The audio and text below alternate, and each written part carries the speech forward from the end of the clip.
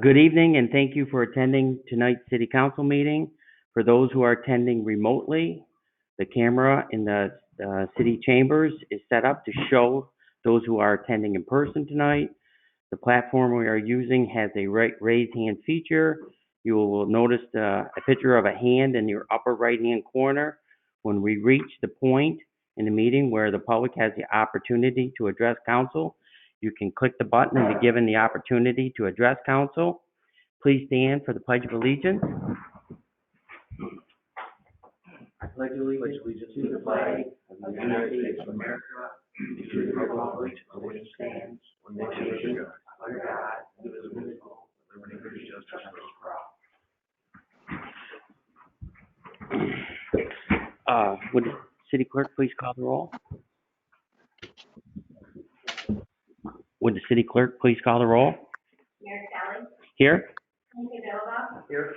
Councilor Fisher. Here. Councilor Kennedy. Here. Councilor Powers. Here. Councilor Reach. Here. Councilor Scamperly. Here. Quorum present. We do not have any presentations tonight, and we do have one public hearing tonight. It is regarding an ordinance amending Chapter 209, Section 209-48, Schedule 9, parking prohibited at all times of the Augsburg Municipal Code is going to be Bill 97, and I will open that public hearing now. If anyone attending in person would like to speak regarding the public hearing, please come down to the podium and you'll have 5 minutes.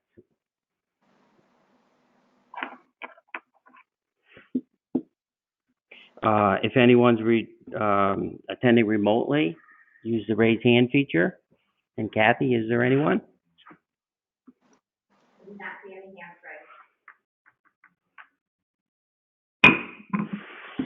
raised. I'll end this public hearing. Let's see. This brings us to personal appearance. At this time, anyone attending in person would like to address council, please come down to the podium and you have 5 minutes.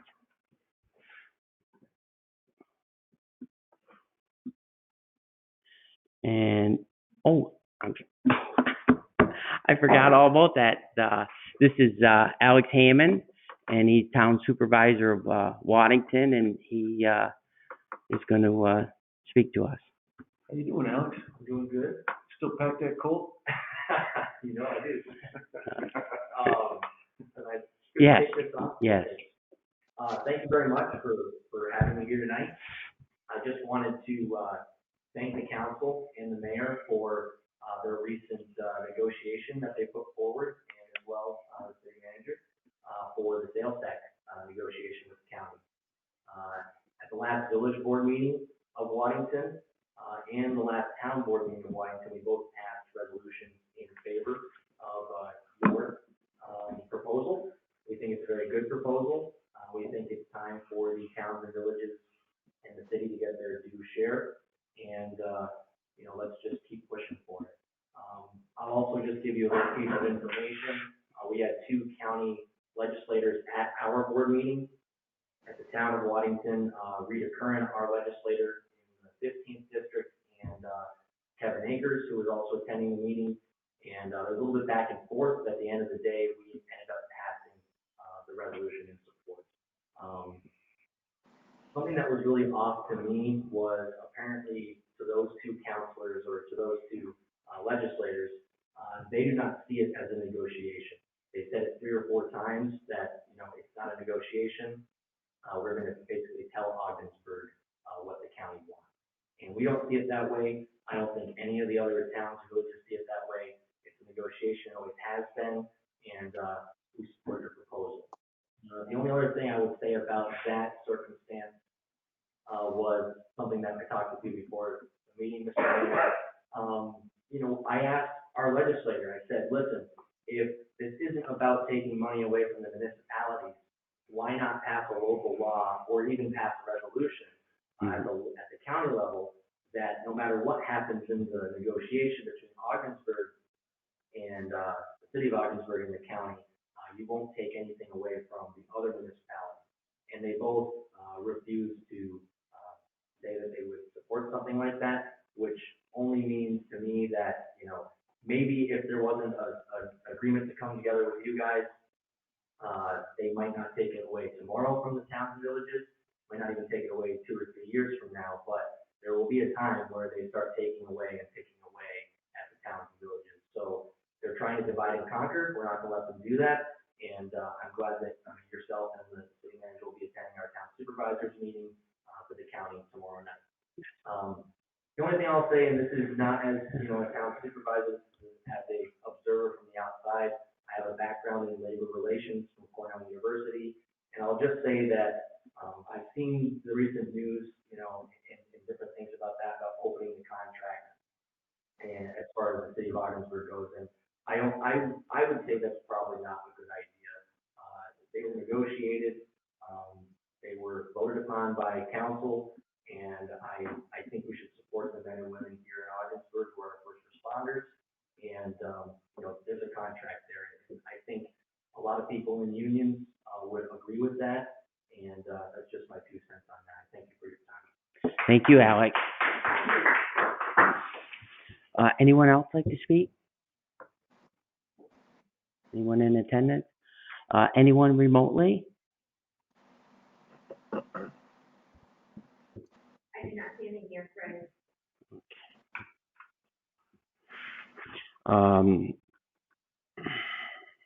One, okay. And this brings us to correspondence. Do we have any correspondence? We do.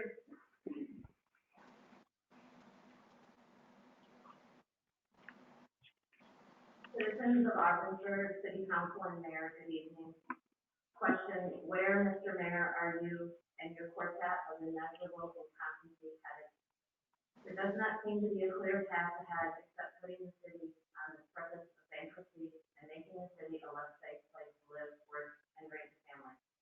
We keep hearing about this great plan that this quintet of corruption has, but it is only half a plan, or in this case, schemes. Your plan for the OPD is to reduce staffing at the station on Park Street by eliminating dispatchers and cutting back on patrols. One point made at a prior meeting was that what happens when holding cells needs to be utilized. Now what, Mr. Mayor? Instead of a man dispatcher, there to observe the individual controlling, I am guessing overtime will have to be called in. So there it is, have schemes with no answer.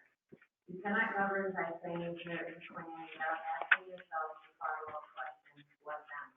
Call it what you want, I call it an exit strategy. But wherever you call it, you better have one, and for you clearly do not seem to have one. Moving on, let the citizens of Ogdensburg vote on changes to the city charter. Why are the Festival 4 of you scared to let this happen? Oh, that is right. The citizens vote in November for the change by putting the individuals on the council, and therefore that it is. Well, Mr. Mayor, we have some news for you. Democracy did not end on November 5th last year. It was just manipulated by you and 3 other vindictive individuals with personal access to grind. Democracy keeps going whether you agree with it or not. Mr. Mayor, you keep referencing how democracy spoke loud and clear on that day, then proceed to use it as a pretense to change the charter without input from citizens by hiding behind falsehoods and lies. The vast majority of support that put this story excuse for responsible representatives has long since abandoned each of you, and all of you know it. Continuing, the 4 of you lied. What happened to doing a proper search for a city manager, excuse me, a competent city manager?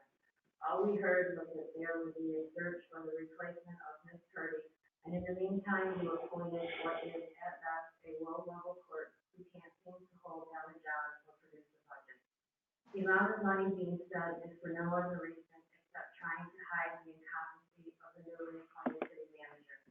Mr. Fisher seems to think that spending money on a headhunter is not a reasonable excuse for spending money, but an inept decision to keep on an incompetent manager at the great bargain of $2,000 more than the experienced proposed manager is acceptable. I hate to tell you, but it is okay to spend some money on a reasonable action than it is to waste money hand over fist on unnecessary consulting. A fair process that may cost a little bit of money is palatable to the taxpayer. Before you keep on saying that you were hamstrung by the preceding council on passing union contracts, then maybe you should listen to what the three incumbent council members are trying to tell you about the savings that were created with these contracts. The numbers do not lie. They depict a savvy and responsible course of action in creating savings for the city. But that is not in line with your low-level thinking.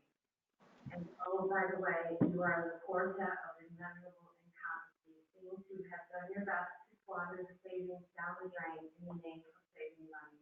We are wise to your conduct. Where does freedom of speech go? As I pointed out to your eminence, you were given every opportunity in the months leading up to your election to speak your opinion. The council let you speak and have you succeed as you speech was. Now we have heard you say things like, this is my meeting, your opinion is wrong, and you have asked enough questions. I could go on, but it gets redundant after a while. The hypocrisy at its peak. Mr. Mayor, let me clue you in on something. Myself and others will continue to speak up at public meetings as much as we want to debunk your inept theories, dispute your false claims, and stand up for the citizens, the councilors that were there before you, who were headed in the right direction before you and your cohort scanned your way into office. We will continue to be heard. Keep this in mind, Mayor, and your band of incompetence. To quote Ella Wilcox, quote, too soon by silence when we should protest, make cowards out of men, end quote. And we, the citizens of Ogdensburg, will not be cowards ever. This community will continue to stand firmly with councilors Nicole Kennedy, Michael Powers, and Dan Scamperly, because they stand up strong as they continue to fight for us all. Respectfully submitted, James King. I have one more time. In this difficult time, our family, friends, neighbors, and fellow Americans are suffering in so many ways. Our government at every level is beyond fiscally stressed, trying to meet the demands created by the COVID-19 pandemic. Because of this stress, many critical functions of the government are threatened. I, along with other Americans, depend on the police, fire, first responders, and incredible healthcare workers to keep America safe. Now is not the time for partisan politics. The time is to thank all the heroes for making the vulnerable and ill the priority while putting their own safety and health at stake. It is also a time to help the cause to rebuild our nation. I am proposing the creation and implementation of a two-step bond system similar to the bond used in World War II. The system would assist in relieving the financial burden of our government while replenishing the strategic stockpiles and providing the essential workers with the equipment, staffing, and PPE that is required to care for the critically ill, effectively and safely. The Empire, State, and Patriotic Federal bonds would be created in $50, $100, and $250 values and managed by each respective government. The bonds would begin maturing after 2 years and can be held up to 20 years. Empire and Patriotic bonds would be interest-bearing and established through legislation at both the federal and state level. The intention is to help supply critical supplies and equipment to assist in the fight against this deadly virus, as well as ensuring the critical functions of the government are maintained while easing the financial burden. I thank you for your time and ask that you reach out to our elected leaders and urge them to consider this proposal. I wanted to convey my thoughts on the bond proposal to you and how it can help the city of Ogdensburg. This proposal is primarily intended to help ensure that we are all fully prepared to handle the demands of the current pandemic as well as what may follow. This proposal is also intended to help fiscally stress local governments such as Ogdensburg. The aim is to maintain all of the programs and services of government such as fire, police, etc. This proposal, if enacted, would operate for a relatively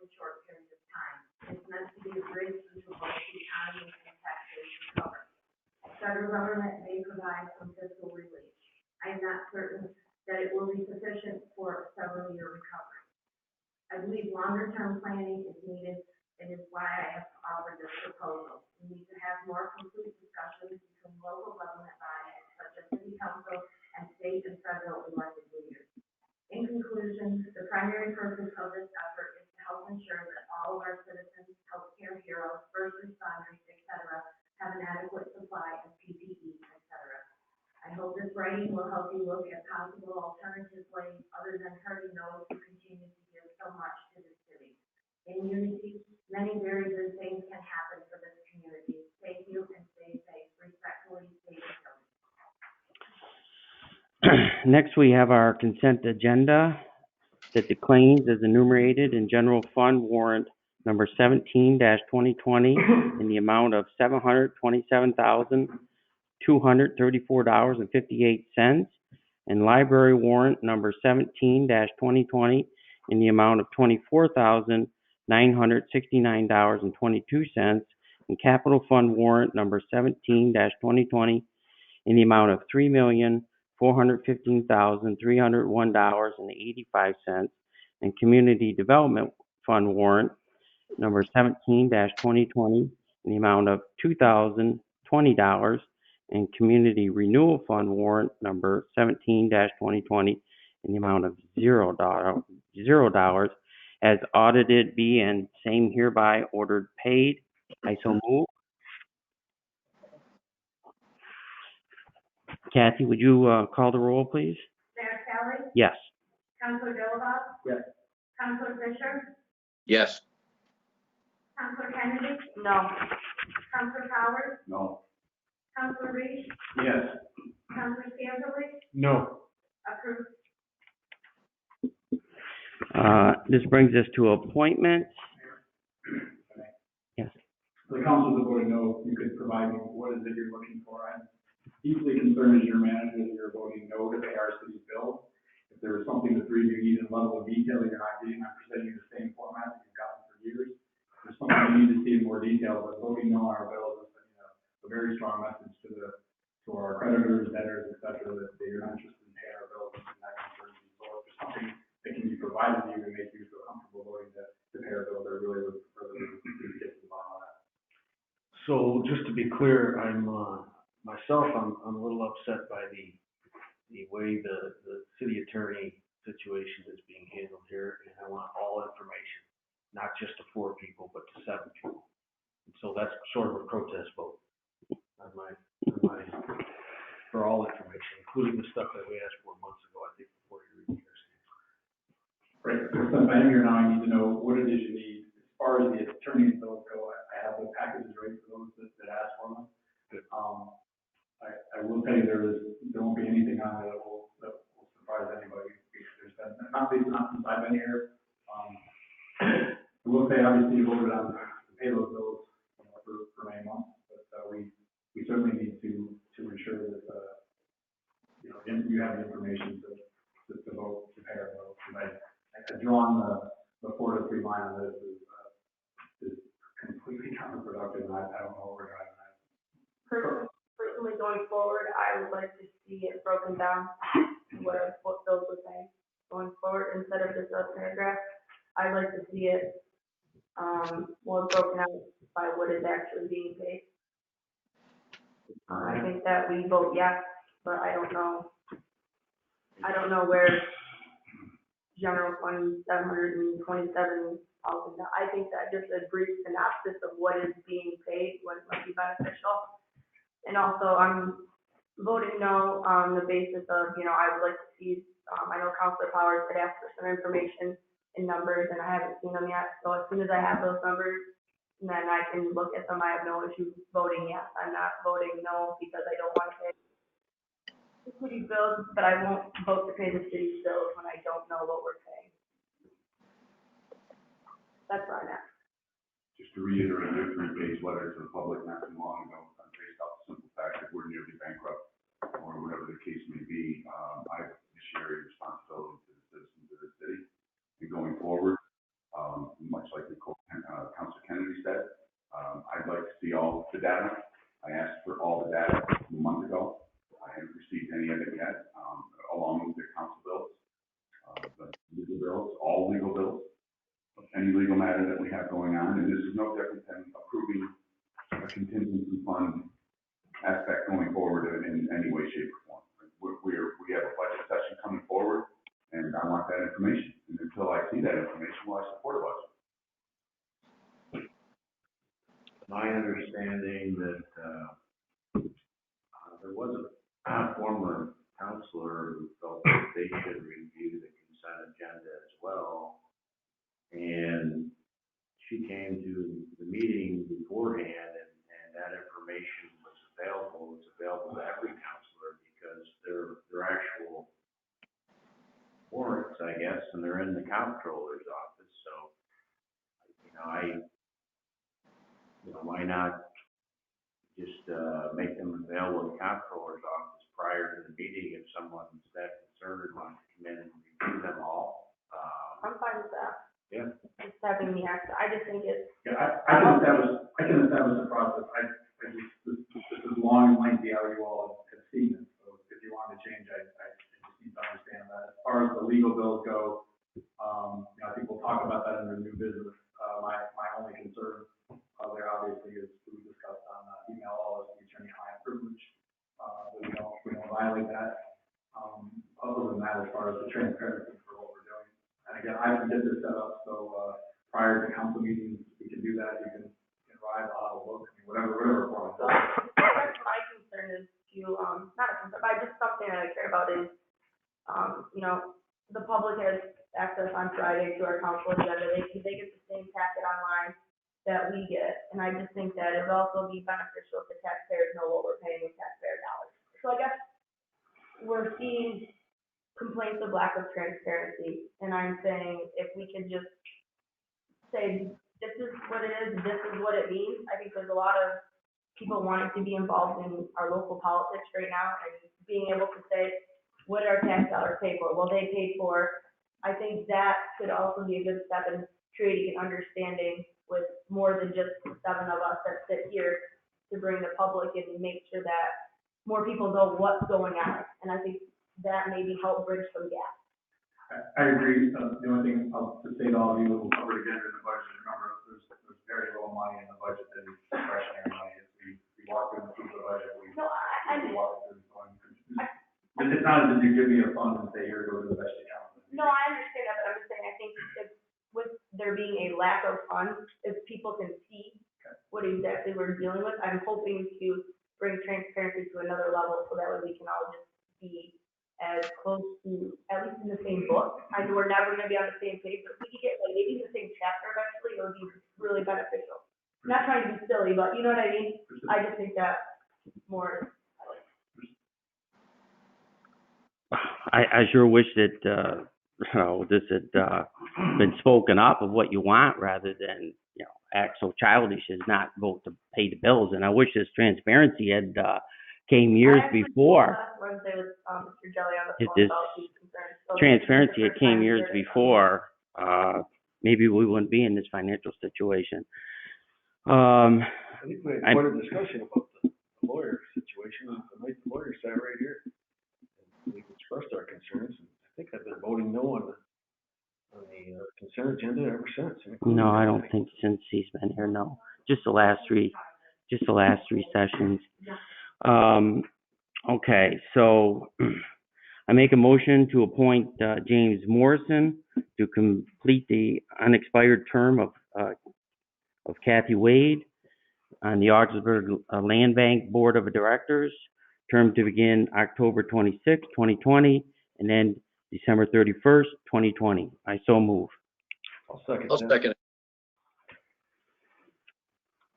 I have 2 seconds. Any discussion? Good man. I think Good to get on that board. the land bank is a very important, avenue for the city, and getting, quality people who are best in our community is very beneficial for that. And, in a time when people are spread thin, getting someone to step up to, volunteer to do things like that is admirable. Kathy, would you call the roll? Counselor Kennedy? Yes. Counselor Powers? Yes.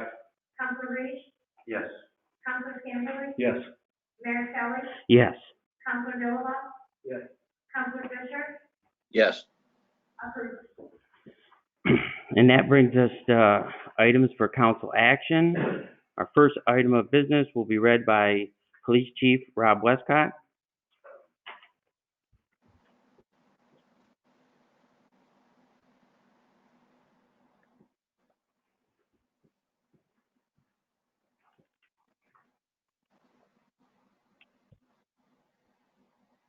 An ordinance amending chapter 209, section 209-48, schedule 11, parking prohibited at all times of the Oxford Municipal Code. I'll move that.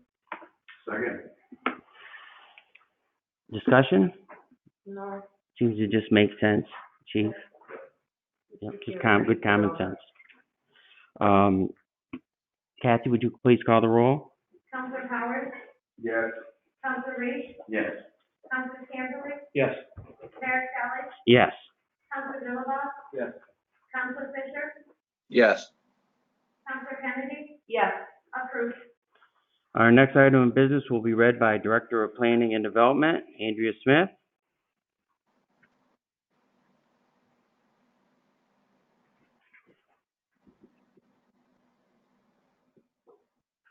Good evening. This is a resolution to approve the sale of 947 4th Street for $1,750 to Mark and Margaret Simon. I'll move that. Second. Any discussion? Way to sell that land.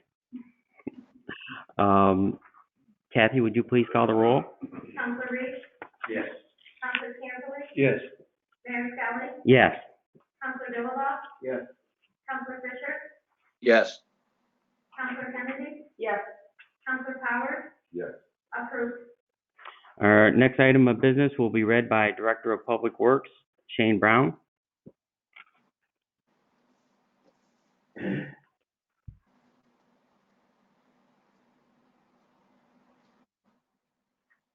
resolution declaring surplus property and authorizing the city manager to hold a public auction. I'll move that. Second. Discussion? Yeah, just so the public's aware, there's like 1, 2, 3, 4, 5, 6, 7, 13. 18 vehicles, some bicycles, some barbecue grills, utility trailer. I think it would be a good practice, like, I guess we advertise this as, We will, you approve it, we will do the advertisement set a date. okay, so like a lot of people don't read like the legal ads or anything. Would it make sense to do like a small display ad in North Country Now? Yeah. That has pretty good circulation. Yeah, we're gonna do everything we can to get the word out. Shane wants to do that on Saturday. Mike, Yes? does the public have an opportunity to view the vehicles at all? Just, I mean, obviously not drive them or whatever, but at least see them? We're gonna have a day for viewing that.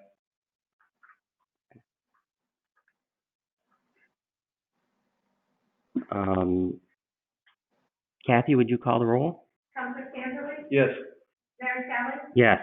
Counselor Dilaba? Yes. Counselor Fisher? Yes. Counselor Kennedy? Yes. Counselor Howard? Yes. Counselor Reese? Yes. Approved. Our next item of business will be read by Police Chief Rob Westcott.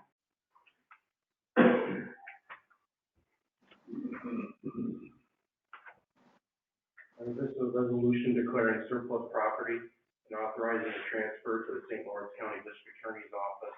I'll move that. Surplus vehicle. This is something the district attorney's office was interested in, so we're accommodating that. Correct. It's surplus, correct. Yeah, that's good. Good move. Shared services. Shared services, I think they do a lot for us. They've helped us acquire vehicles in the past. They helped us acquire a UC vehicle several years ago, brand new. They supplied tactical equipment to our drug task force members, holsters for our officers, stuff that we couldn't afford to purchase at the point. Yeah. So goodwill gesture back to them. Yeah. Absolutely. Nice. Kathy, would you call the roll? Mayor Skelly? Yes. Counselor Dilaba? Yes. Counselor Fisher? Yes. Counselor Kennedy? Yes. Counselor Howard? Yes. Counselor Reese? Yes. Counselor Scantile? Yes. Approved. Our next item of business will be read by City Manager Stephen Jelly. Resolution authorizing contract for audit services for 2020 through 2022. You'll see in your packet, we received, three bids.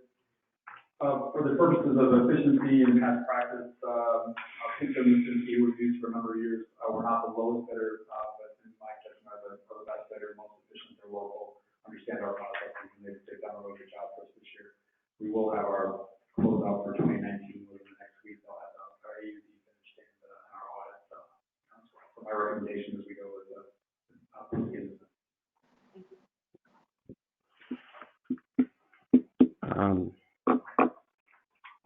I'll introduce this item. Do I have a second? I will. Any discussion?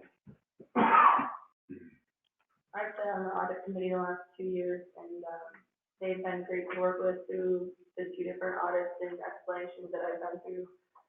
They've taken the time to really explain it, so that way, you know, someone like myself who didn't have much experience coming in was able to take the facts and figures and really look at it. So I think that, you know, the last 2 years I've worked with them, I think going forward with them is a good move for us. Kathy, would you call the roll? Counselor Dilaba? Yes. Counselor Fisher? Yes. Counselor Kennedy? Yes. Counselor Powers? Yes. Counselor Reese? Yes. Counselor Scamperly? Yes. Mayor Skelly? Yes. Approved. Our next item of business will be read by City Manager Stephen Jelly. Resolution authorizing the city manager to execute change order number 6 for the contract for the wastewater treatment plant capital improvement project with Jet Industries. Above that. Second. I'm not trying to be disrespectful to anybody, Chief, I know everybody else just moving along. So just for the, public's information on the resolution now, this is a change order in the amount of $21,588. I think it's the fourth or fifth one? This will be number 6. Okay, and, it's for removing asbestos on some gaskets in the boilers at the wastewater treatment project, which now totals $43,220,164.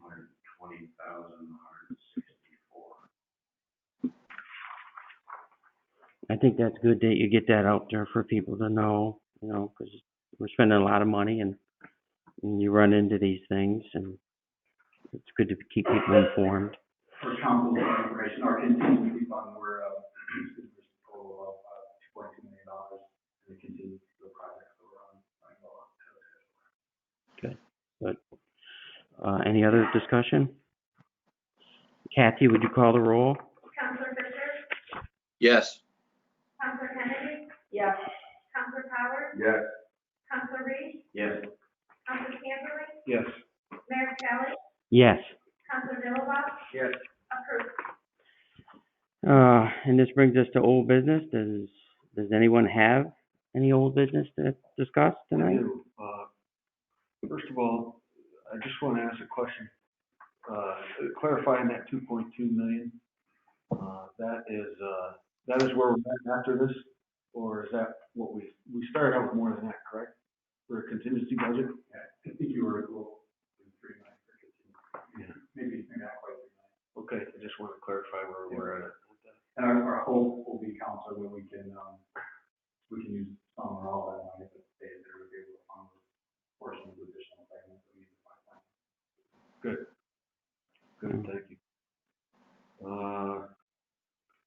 Other old business I have, probably, I'm thinking 4 or 5 years ago, council and the last city manager, they began talks with Kiwanis and the other owners at the former Augsbury property to try and get controls, we can get the property cleaned up and on the tax rolls. Hopefully, I just, you know, I know there's a community plan for that property. Andrew did a great job years ago putting that together. Can we get an update on where we're at in that? Yes, sir. So we met with Kiwanis last week. Oh, good. And all the Mr. Mitchell and two of your officers, former city manager. Anyway, the basketball coach, I remember them all right. Mr. Marina. So, Mr. Pinkerton. At any rate, so they've not paid the taxes. which is largely what we have told them is the best interest of the code. So currently now the option to take the lien is ours. We're not gonna take possession at the moment, only for the simple reason of just not putting ourselves in the chain of title, so that, we become at least envision a deep-pocketed organization to enforcement agency, the DEC, or the EPA. But we are working to schedule a meeting with them, working with the county, to figure out how to go forward in a partnership way. We're basically gonna say the regulatory agencies will take it. We wanna lead the project, we wanna get it right. What we don't want to be is in the gun fight that comes down when we're having to use city taxpayer money entirely to clean it up. I met and communicate with the owners of the parcels on both sides of it. Largely told them, kind of, well, just a straightforward way, we're going to move to, the Quan's property, which will bring the regulators in, and there won't be, there won't be any way to partition between the properties if you will. When the regulators come, they'll be looking at the entire parcel. And or the city will be asking them to look at the entire parcel. It is just time now for us to move forward and get this cleaned up. So, what that largely means is that we move forward with plans to clean up our parcel. They will most likely be directed to clean up theirs as well. Or potentially force it. Again, we can't force them on it at this point. The parcel to the east, the far east parcel, closest to boat ramp, that has just recently changed hands. By and large, the ownership is going to the same party that owns the parcel to the west. So the number of people is much smaller now, which we've got to work with. So we started those discussions. I think I may have told you last meeting. Right now, though, the priority is out there on that Shade Roller property. That's really where I'm asking the county to work with us, the DEC, the EPA, and everybody else we can bring to bear to get going on that, so it doesn't jeopardize our development on Diamond National, and it doesn't jeopardize what the Richardsons are planning on their parcel. So that's where our focus is at the moment. But I hope as we create the group to work on that parcel, carry it down the street to their parcel. Very good. It's some very good work by you, Steve, and the rest of the city staff, and I want to thank you, because things seem to be really proceeding fast now, so. I appreciate it, Mayor. We'll say in fairness, Andrew Smith is the engine behind most of this, and none of this happens overnight. Anything that appears like I'm moving the needle quickly to the right or to the left is just an image of that. The truth is, these are projects that just take a long time to work through. And I think we are at that point now where we do have to get aggressive and stay aggressive and build these partnerships to do that. And I hope the county will share with us the success they've had cleaning up other sites around the county, and we'll be able to move forward. Our Shade Roller property is a little more complicated than a site that's largely contaminated with petroleum products, because it potentially has PCBs there, which just makes that effort that much more difficult. But we've got to get this done. There's no two ways about it. Our economic growth depends upon this, and our revitalization of the water depends on we can't move forward without it.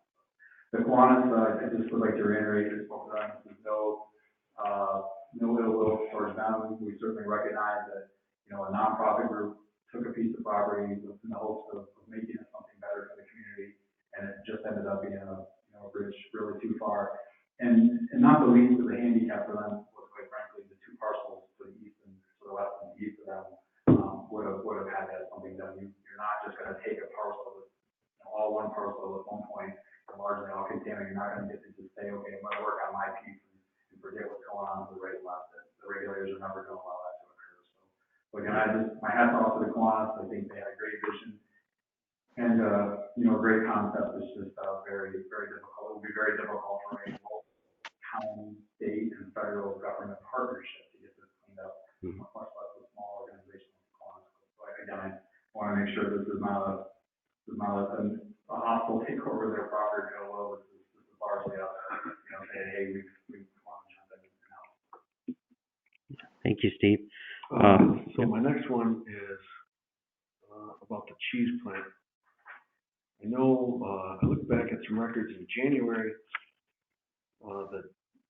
the cheese plant was $91,000 delinquent in city and county taxes, and then $40,000 delinquent in school taxes. has the city made the county and the school whole, over the year? And you may not be able to answer that question tonight. Yes. Largely, I can tell you the answer is yes to the school. We always make them whole. The county largely holds us accountable to pay them what we collect. But if we collected any of that money, we'd have to do it. So, as of tomorrow morning, I'll go ahead and cover it now. Sure. You brought up, as of tomorrow morning, the Environmental Protection Agency Emergency Response Cleanup Unit will be on site at the Chiefs plant. We are going to make entry to remove any hazardous chemicals, hazardous substances, things that were left by the previous contractor. When we got in there a month ago, immediately code enforcement, identified things that shouldn't have been left there for a great length of time. So, Andrea working through the EPA channels has largely gotten us, this group to come on site. So tomorrow, we'll make sort of an announcement so people know that there's going to be EPA vehicles and cleanup vehicles on. But that's largely what we're doing tomorrow is getting the hazardous substances, hazardous chemicals clean out of there. Part 2 to that will be our piece, which will be going in and cleaning out the garbage, junk, refuse, as well as plastic, cardboard boxes and the like.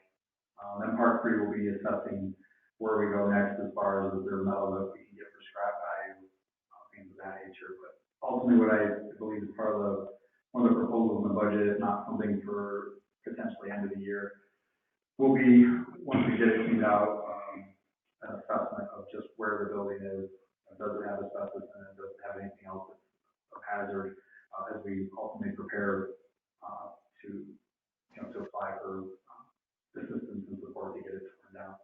I don't want to get ahead of 4th Street right now. I mean, we all agree that's our number 1 priority. The building's in jeopardy of coming down. It's in a pretty bad spot. It's jeopardizing some other properties. So we really want to try to get that one sent home. But we certainly are starting the process now to remove the safety issues to the community. So somebody get in there, could they start a fire or something? It just could have been a real mess for us on a facility that largely is abandoned. So that's where we are with the Chiefs plant. We did get the check from Randy Silver's office, $125,000. They gave that up. So largely now we have a judgment for about $190,000 left. I've asked the attorneys for an assessment for a run-up. I really don't want to spend $3 to get one. So my recommendation, I believe, hopefully will come to council that we just leave our judgment passive, leave it on book. And if they try to sell anything, we really get up to trying to chase around for any more of this money. Maybe you'll see when you review the legal invoices, we probably spent $128,000 or $30,000 to recoup $125,000 at some point. Energizing a legal system with money, but we're not getting anything for ourselves. Okay. And my last question is about the fishing derby. I know I've been pushing it, and I heard that they walked away from Augsburg for lack of commitment. So we're having a discussion with 3 big groups. Major League Fishing was one of them. They were looking for really early on commitment of $50,000 to $60,000. There's nothing that was budgeted for this year to spend. And I tried to put the conversation out with them as long as I could to get us at least through the budget cycle before I came in as council to spend that kind of money. I couldn't at the moment articulate the return. I'm not arguing that it's a good event, it's a good venue, but even trying to figure out now, for instance, how do we say, what will the immediate return be? I want to talk about this in the budget because I think this is one of those areas where we have to be prepared to spend some money. If we're going to grow, if we're going to increase the awareness, if we're going to increase the visibility of Augsburg, we're going to have to be prepared to spend money to do some of those things. But it's also going to be a tough solid year when we're talking about cutting other critical services in the budget that we're going to put up $50,000. So I felt like it would be a proper debate in the budget. I didn't see also that they moved Major League Fishing. So I thought that because the $50,000 was in last year's budget, it just rolled over. I didn't see it that way. I don't believe so. I mean, nothing rolls over to another budget without you all approving it. It doesn't go away. I mean, it goes in theory to the fund balance, but it needs to be reappropriated to a line. I didn't see where I could substantiate that, or you all have passed a resolution at any point to do that. On the cheese plant, John Reich searched out and found a company that makes Greek yogurt and was showing some interest, and that's when the city went down to inspect the cheese plant and found the condition and the hazardous waste, and so while it was very disappointing that things have the building and everything has deteriorated to that, by one positive thing, we are getting this some cleanup started on it. I'm glad for that. Anyone else? Yeah. I would just say in the fishing derby, maybe the Chamber of Commerce could coordinate, some fundraising for these types of events. Even if we had a policy where, if you can raise half of it, we put the other half up, something like that, or some maybe a fishing organization, maybe a group that's, involved in that. I know when they started these things, there was a lot of local fundraising going on. And I thank you, Counselor, for jogging my memory, Counselor Scandal. That was probably the last thing for me was initially I spoke. In meeting with the chamber, they haven't done all their fundraising events. The first one started about a week before COVID, so they've done no fundraising. They largely have no money. The chamber person's been largely volunteering 1 day a week to work there, it's not being paid. So I had talked with the county chamber a couple months ago about this, and there was hope that perhaps they could either help us fundraise or they could put a part of it because their fundraising COVID it largely ground to a halt because there wasn't any money there. So, but again, I think I'm certainly in favor, no question. I just think it's a matter of us during the budget talking appropriation and discussing what our what our desire needs to be going forward. You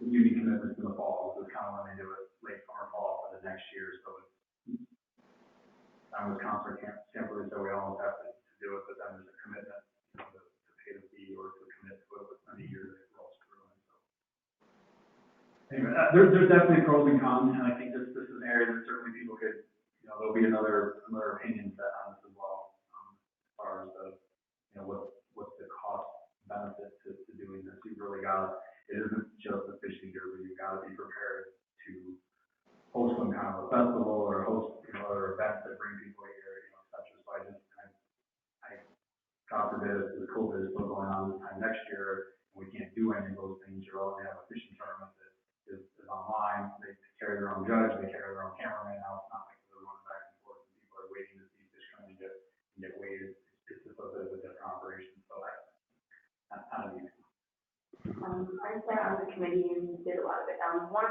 know we would all like to fundraise 100% of that, but without a commitment, it is very hard. You can't fundraise for something you don't have a commitment for.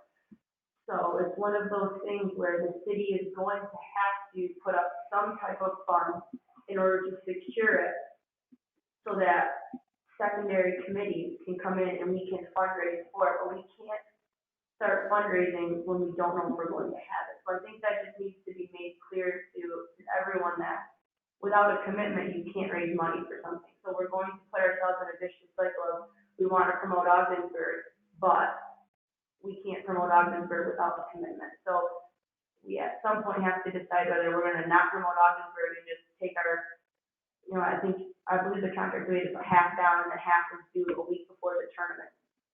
So we just have to look at it longevity. If the city puts up the $25,000, if a committee can raise money, that money can go back into the city's budget. We can continue to raise for the second half of it because it's not due till, I believe it was a week before the tournament starts. So just in terms of thinking, if we get another offer, we really need to look at generating revenue, generating the sales tax that would bring in, look at our local businesses. It's really, I know that you say you can't put a number on it, but it wouldn't hurt. No, and good news is we'll be talking about this in the week and how do we fund that line. And again, I don't really think I'm not completely pro this. It's just, I do think we just have to weigh all the pros and cons. And one of the significant cons for me was the notion that we couldn't do any, the other things got shut down, we couldn't do them.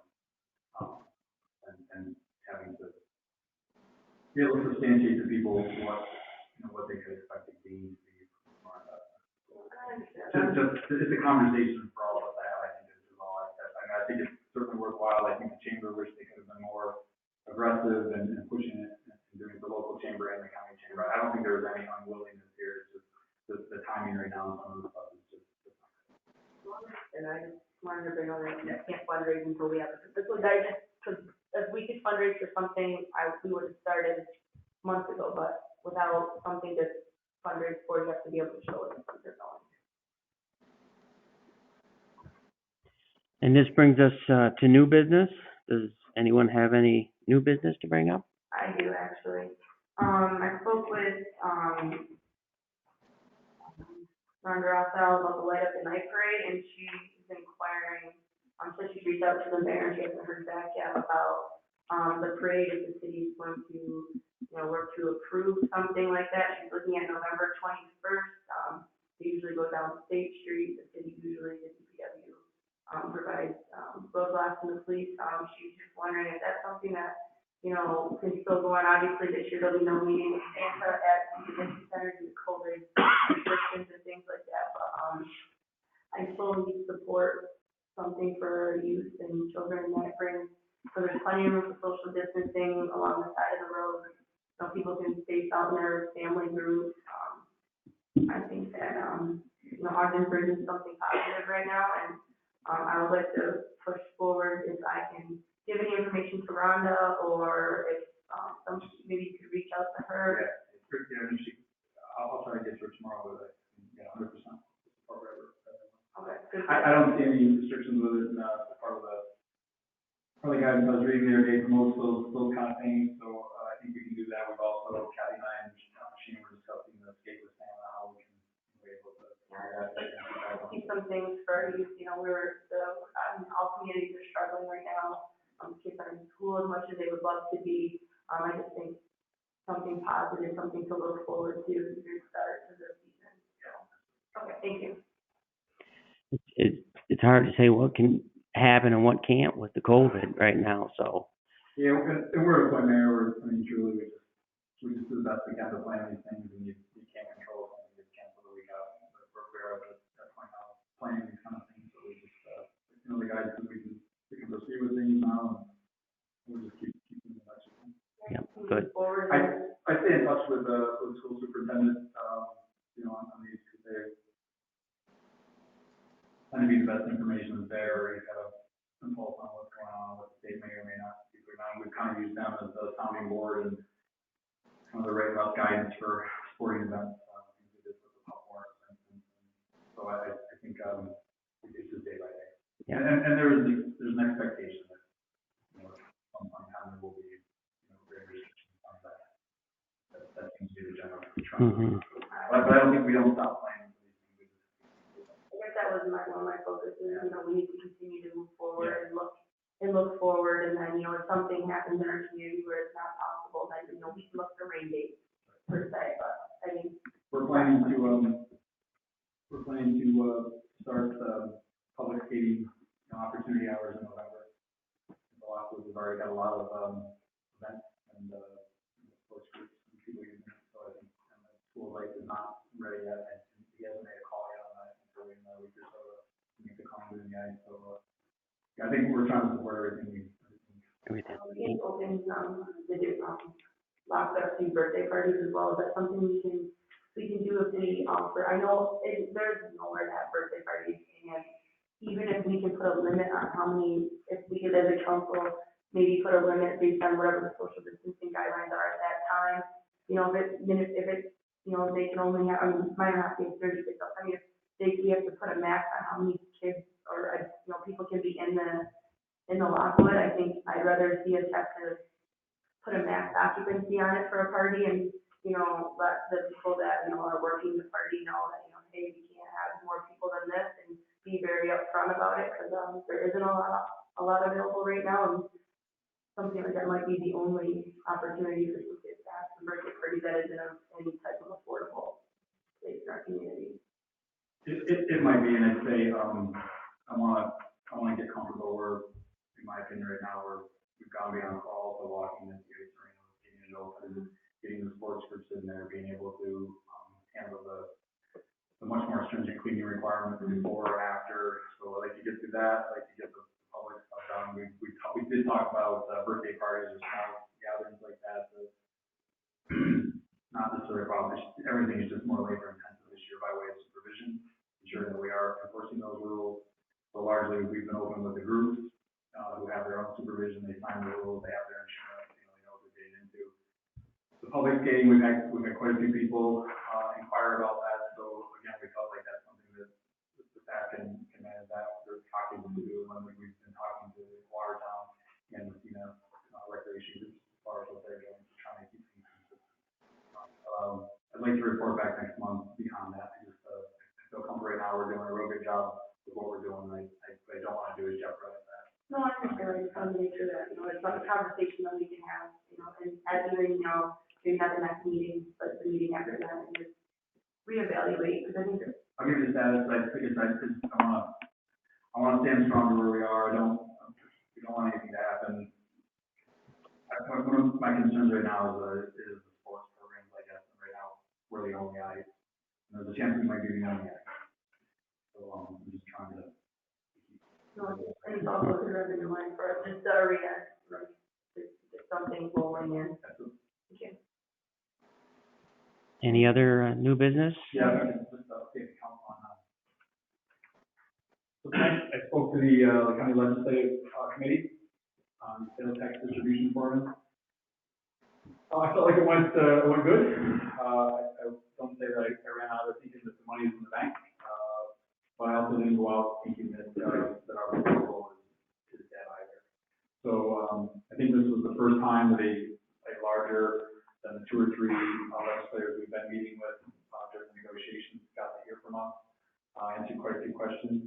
So, I think the minds are definitely open.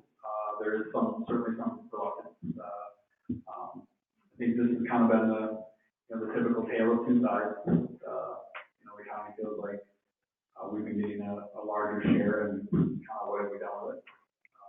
We feel like we have a lot of services and commitments to provide that are different than the towns or villages, so there's a reason we're getting a greater share of it. We also generate quite a bit of sales tax right here from the city, so I think that we've properly aired that. I do think there is certainly some election politics probably playing into this now. There's a few seats open, and I think some people are looking at it. I was glad to hear the supervisor from Washington. We've had others. We had a call today from somebody else who to come and give a presentation. So I think the support is there. I'll be interested to hear what happens at the end of the finance committee meeting. Legislator Forsythe and Reagan were both pushing for something. What I largely asked for at the end of the day was don't turn your back on us, don't close the book on Augsburg, and negotiate with us. They came to us with what would have been an $11 million hit to sales tax distribution over 10 years, $1.1 million per year. All of you know what 1.1 looks like. You can go right down our budget and see what 1.1 million reduction would do to us. I largely made that appeal. Please understand what that kind of cut would do to us if you go through with that. So I don't know. I think we'll see what came out tonight.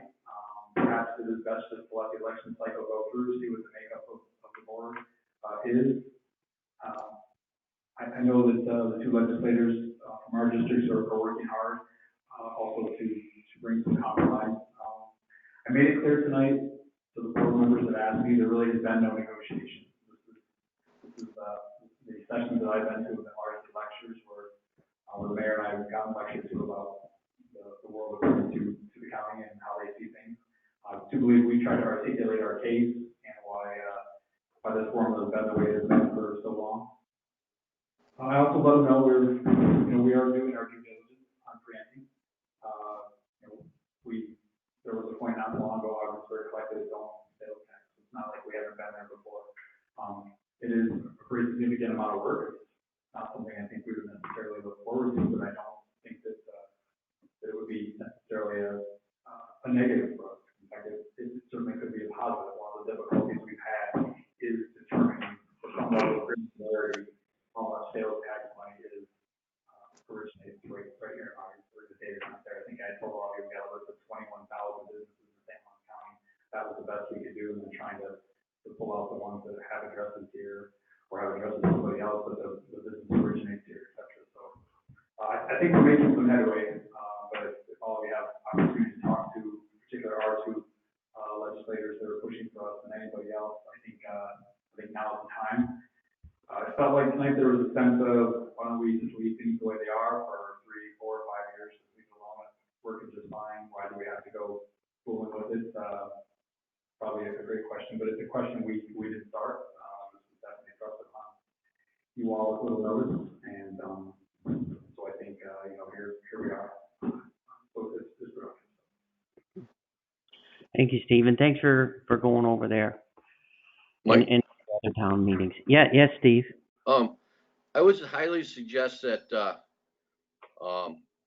everybody get on YouTube and when you leave or whatever, and just watch the meeting and just listen to who's on which side. And, you'll see what the actual fight and the battle's been and see how hard the ones that are fighting for us.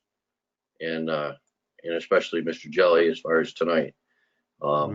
It was nice to watch, and it's very informative. So I really truly suggest it, not just the council, but the people that are listening tonight. Get on it and look at it. Steve, is that the finance committee meeting or the? Yes, it was a whole finance county committee. meeting? I believe it was the whole board. Okay. What was that, the last meeting? Is that what you thought? Today, 5:30 tonight. It was it was live on YouTube at 5:30. Nice. Does it pretty much tell us what legislators are for us and who's are against us? Well, you'll hear some. I mean, not everybody chimed in, but it's informative. You got to just sit back and listen to it. Our case was put out there pretty well, and the ones that are really fighting, well, like I say, just sit there and listen to it and watch it, and you'll have your own answer. Yeah, this is very big for the city. You know, it's they're looking to take. They're now at $180,000 a year for 10 years. That's what they want of our sales tax money in this agreement.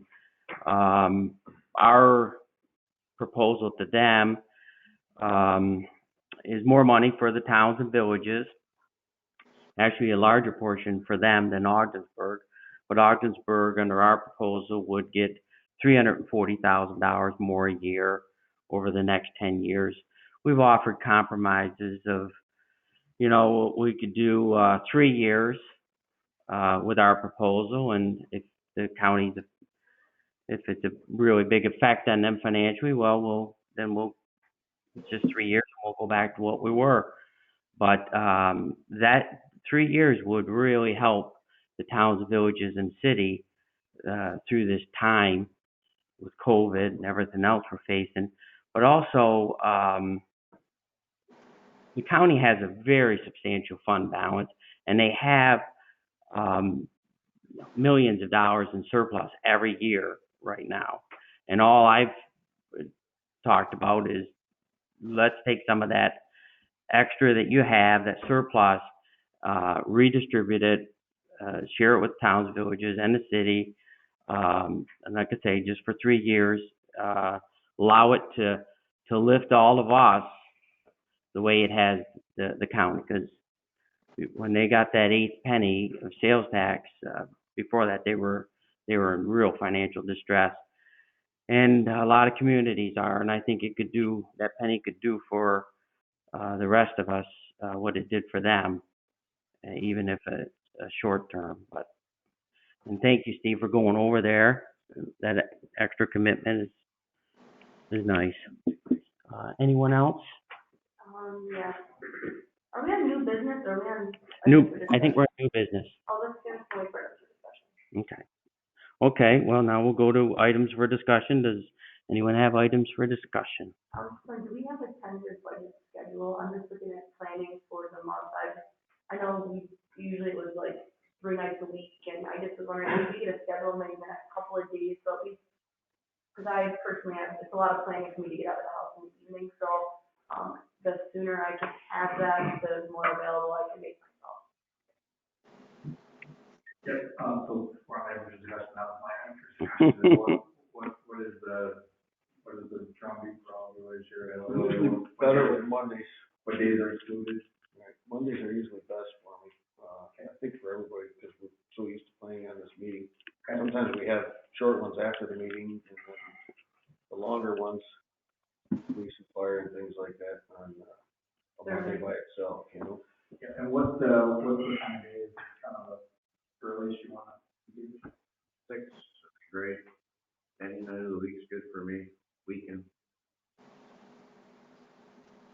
Mondays and Fridays are usually best for me, Monday mornings typically, but I can make it work. I can do my best to make it work for Monday afternoons, Fridays are good, and of course I'll make myself available. Okay, so, the charter calls for November 1st, about adding this Sunday, so, I'm always looking for good Sunday reading material. well, what I was gonna say is, it doesn't matter to me, we can aim for something this Friday, or we can, aim for Monday the 2nd. Everyone will be, the first of the week, not a work day, I just don't wanna be in violation of the charter anymore than I I have to vote be. for Friday, just so there's no improprieties seen. And what we can do even Friday is, we can, I've got a macro, initial view of, charts and graphs and things to just get us started, and then from there, maybe we could go through and, just kind of print out what our schedule, you know, we'd like it to be. I think it's gonna be a tall order to meet just once a week, I think, the last, several years, we've done like 3 nights a week, but we would like break them up into smaller sessions, so they weren't, like, we would do several smaller ones in one evening to go through it. So on Friday, can we pick up our binders on Friday? Yeah. Okay. Yeah, I mean, whatever you wanna do, I'll deliver the information, so you have that macro view of that'll satisfy everybody, will plan for our first meeting for Monday the 2nd. Yeah, that's all. So we get the budget binders on Monday, we can pick them up on Friday. I'm just trying to plan. No, we can do it Friday. Well, you Okay, have so- for the weekend to read them. That's it, yeah, that's what I was saying, I would like to have it before I can really look at it. Yeah. Before our first, so. Great. Anytime Friday, you'll send out an email, and then we can just swing in and grab them. Yeah, I'll let you know by Thursday. Perfect, thank you. And so everybody be good for we'll call for a special meeting Monday, the 2nd at 6 o'clock. Yep, sounds good. What was it? 3? Whatever time does for y'all, 6 p.m. Any further discussion? And so can we confirm who is on the audit committee? So, what? So I know I am, but I don't know, there's supposed to be, are you on the audit committee, like, there should be 3 of us. I thought it was removed, You got kicked off the audit committee? I believe. I don't know. But there should be 3 of us, so I just wanna make sure that Kathy, do you have that? I don't have it right in front of me, but I have to go get it, but my best recollection is Counselor Kennedy, Counselor Powers, and Counselor Reach. I'm happy to stay for it. That's off memory. Okay, But I so can verify that. I just wanna make sure that if we're gonna have an audit committee meeting, at least have the full committee, and that way, I know we say after 6 o'clock works for you, John, so, I mean, usually we do it in the evening, because they have to work their workday, so just so we can. Yeah, the good news there is once I've got all the information, I'll circulate right away to y'all. On top of your issue. And they wanna come and do a brief, so. Yeah, because normally what we did last year was we met with him prior to our, first November meeting. We just came an hour early, met over in the conference room, got like the more in-depth, and then he did the presentation here, and that worked out well. Is the meeting on, Ready Waterfront, Thursday open to the public, and is that gonna be advertised? Even if you did it. Yeah, it'll be open to anybody who wants to come, we're gonna announce it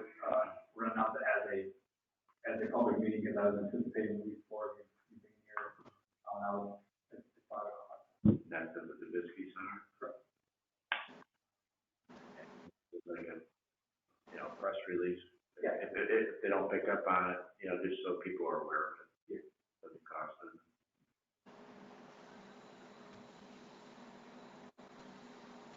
Okay, we done with discussion? This brings us to citizen participation. At this time, if anyone attending in person would like to address council, just please come down. You have 2 minutes. Anyone remotely? Kathy? I do not see any hands raised. Okay. Oh, sure. No. You're not the first one to come to the podium multiple times. First of all, I want to commend you all for a very quick board meeting. I'm going to take the, video of this and send it out to my board and show them how a fast board meeting goes. This is the first time it's ever happened. This is quick. Kept moving items because my team's playing football tonight. Let's go. Just a few things, and this is an outsider's perspective, take it as you will. The fishing tournament stuff, obviously, we've been doing the Bass Masters in Washington since 2013. If you ever need anything, please reach out. I think it was great, James Reagan, your legislator, actually brought up in the county budget meeting a week ago about actually putting a budget line in the county budget for tournaments like this. Mm-hmm. It was kind of shoved off. I don't know if they ever came back to it or circled back to it, but I think it's something that should be in there because, since 2013, we've gotten county funds in order to hold that. Based on another funny thing we've been talking about, sales tax. Mm-hmm. It was projected in 2013, we brought almost $2 million in sales tax just from that one tournament. So it's just another way to, to bring money to the county. So let's get a budget line for it. The new normal with COVID, like Councilman Kennedy was talking about, in Waddington, everybody wants to use the public spaces because it's so big, it's like the biggest inside spaces with everything happening with the winter time coming. What we're doing is we're doing contracts, to take liability off the town, different things like that, in order to ensure that people are safely socially distancing, but have a place indoors and safe to hold it. And then as far as the sales tax go, I'll just reiterate, let's band together. If you need a big showing of town supervisors and mayors, we'll show up, we'll be present, with masks on, socially distant to negotiate with the county. I won't say fight, it's the negotiation. Yes. So that's it. That's all I like it. I like that idea. Thanks, Thank Alex. you. Okay. We do not need, we have no need for executive session tonight. I will make a motion to adjourn this meeting. Second. All in favor? Adjourned. I don't think it's. Oh, God.